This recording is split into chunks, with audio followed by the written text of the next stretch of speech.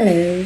My hand is shaking. Hi, good morning, good evening, good and whatever it is. Baraka da warhaka, and I'm so excited today. Okay, so this is a work vlog, but not as in work, my office job.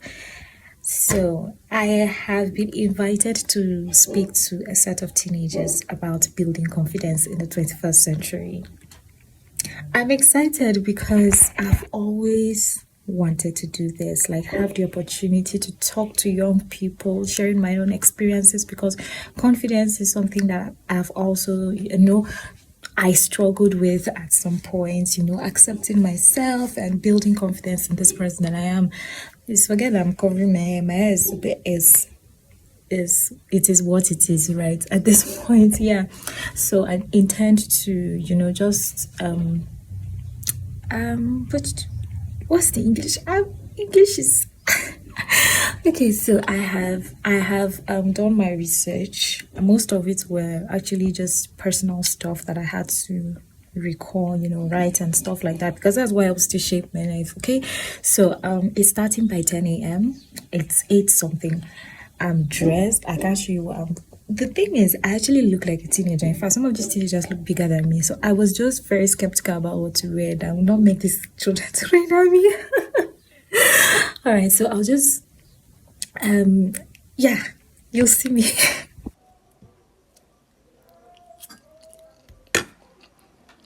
I just finished taking breakfast and putting myself in order. I have to go out. I think I'm running late, but I'm not actually running late. I will be there on time. And I'm supposed to meet up with a friend of mine that we're going to go together, because I don't like going to new places alone. I've never been to the place. So I will be with somebody. Yeah.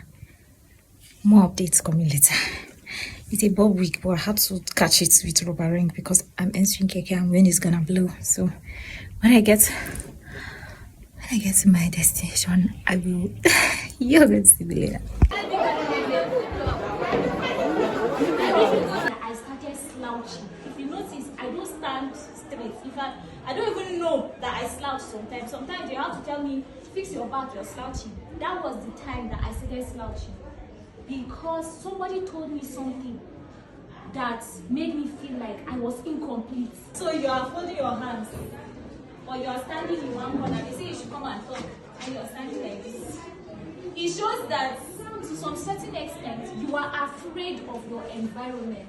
You are afraid of the people around you. You are afraid of the space around you. I wig and put school uniform now. All of us look alike because I'm not big. I happen to be in the category of small people. So when I was in secondary school, without any fear, like should you choose a career because you love, because you have passion for it, because you want to make money? Okay, so let me answer it this way. What you have passion for, it's possible for you to make money. That's it. But what I would say is most important is there are so many people. My mentor particularly, before she has a media house in Abuja, but she was a banker. She was in banking, like actively a banker, but she wasn't happy about what she was doing. She wasn't fulfilled. She was like, there's something else I should be doing. This is not it. And she left banking.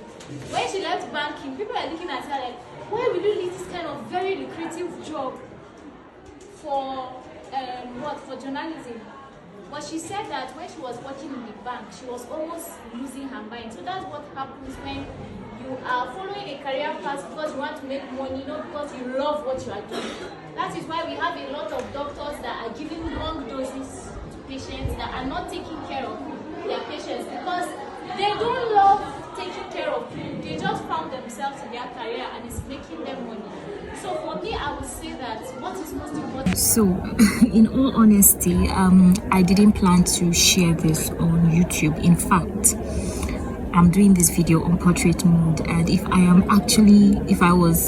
had in mind to share it to make this video for YouTube, it would have been on landscape mode. But then, I thought, why not I have always been about sharing, about impact, okay, about impacting young people, young girls, young boys, and using my story and my journey as a bedrock for all of that, because I have a story. The first time I was called for this thing, I felt like I wasn't qualified for it. At first, I was a bit excited, right?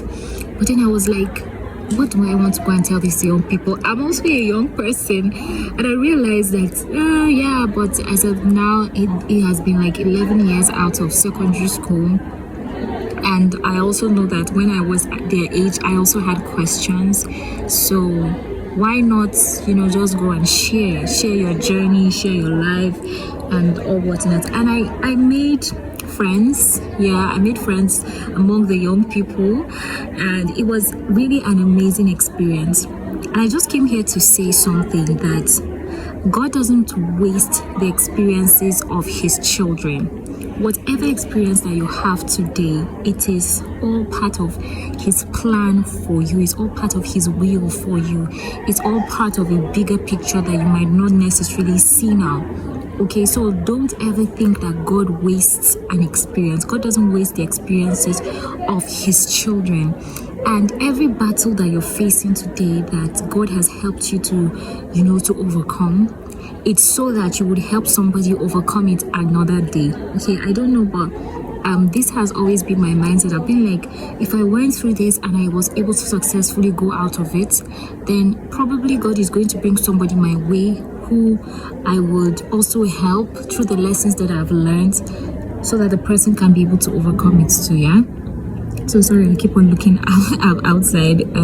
Very poor. Yeah, so I actually spoke to them about communication, but then I built it around confidence. We started talking about confidence and how lack of confidence can make you find it very hard to communicate your idea, no matter how amazing it is. Okay, so never underestimate the power of sharing your story. Okay, never underestimate it.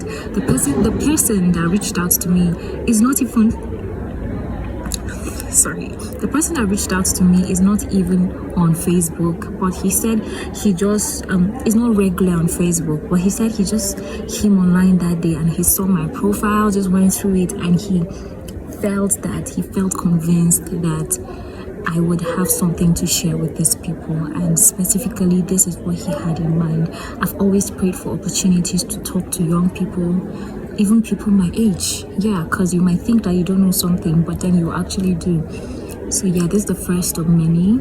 I shared it with my mentor, and it was really an exciting journey.